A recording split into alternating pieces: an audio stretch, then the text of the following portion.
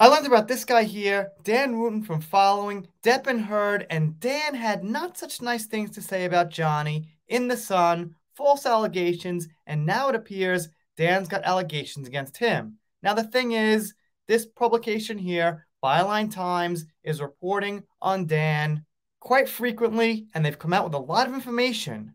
This one here is from August 9th, 2023, and it's called Dan Wooten's Celebrity Targets Revealed.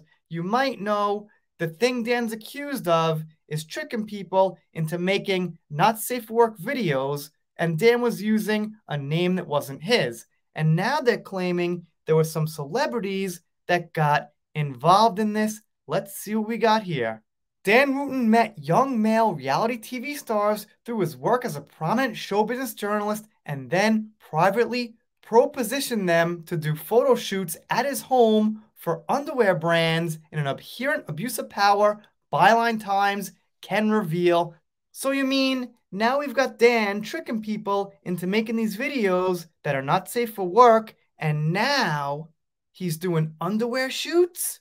This rabbit hole is getting deeper and deeper and deeper.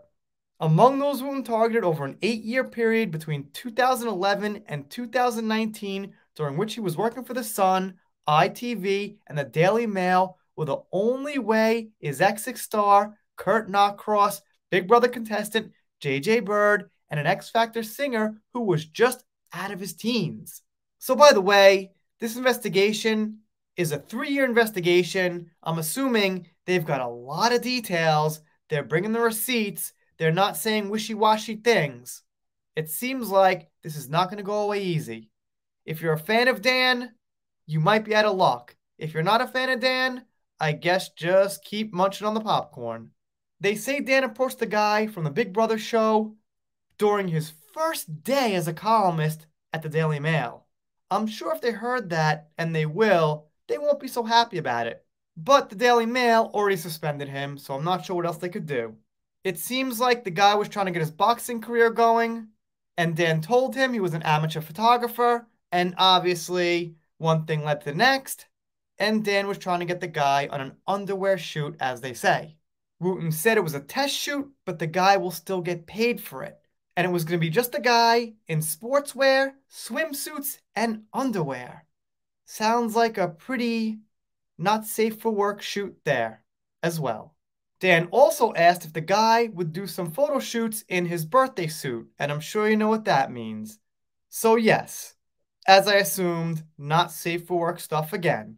Obviously, Byline Times points out Dan's taking advantage of his position once again, being above these people.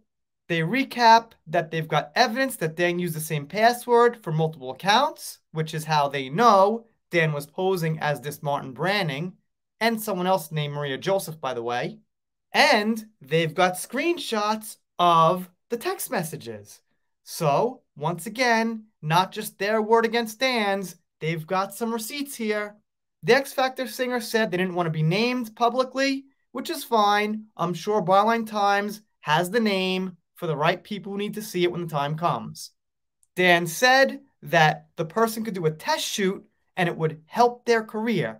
So we've got Dan saying things like, wink, wink, this will help your career if you do these photo shoots in your underwear or less with me. Age old line, do this, get out of your comfort zone, it'll help your career. And that's important to a lot of people, and it works. But it wasn't going to help their career. It was going to help Dan for his own private collection. And the guy said when he got there was no one there except Dan. I mean, why would Dan need anyone else there? He wanted these pictures, allegedly, for his own collection or whatever. So there was no need for anyone. That makes sense. A lot of this is making sense. The guy said he thought it was strange that only Dan was there, and the guy was right. They say Dan approached this guy, Kirk Norcross, from The Only Way is Essex Star, which I'm not familiar with, but okay. I guess the guy's more than just a random person.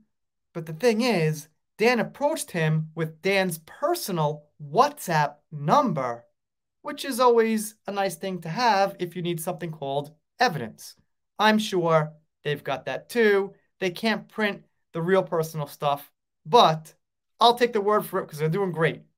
They say they could recognize Dan's text patterns by this "Hey man" Dan always starts with no other punctuation, nothing like that. You know, just something Dan always uses. Probably a habit of using, which is a good way to identify someone. They then say recently Dan reached out to this person to ask for help against the Byline Times with legal fees. I'm assuming that guy then went and told the Byline Times that Dan said this. If not, they couldn't have known. So this guy must be not quite on Dan's side. The guy also said he felt targeted because of his looks, as he puts it. So I guess he's not very shy. He knows he's a good looking guy. But obviously, I don't think Dan's going to want to go for not attractive people. So that makes sense. That's the gist of the article. It appears Dan wasn't only working with people who were no names or random people, not to be rude about it, but if you get my drift, these are people who are actually in the business. Let me know what you think in the comments. If you follow my channel, you noticed I'm not usually where I am when I record. I've got some fishing rods, things like that here. I'm out in the mountains, but gonna get a video out at least once a day. If you're not subscribed here, consider it. If you don't, I'll be sad, but I'll get over it. Yeah, this is all the stuff. It's like one big closet, but it's actually a really nice place. All right, that wasn't necessary. See you next time.